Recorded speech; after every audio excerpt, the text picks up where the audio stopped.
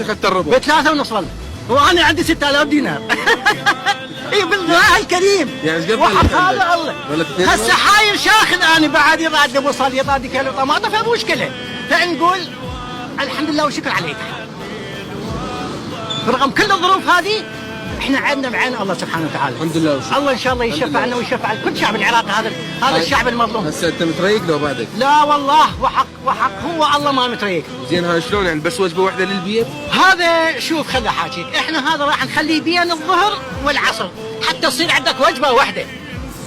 يعني غدا ماكو بين الظهر وحق هذا الله. الله اكبر عليك. وحق هذا الله.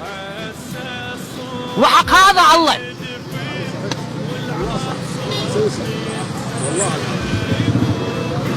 في مال لا. تعال يا في مال لا خليني. في مال لا انا اقول لك يا خليني لانه اروح النهار واقع والله انا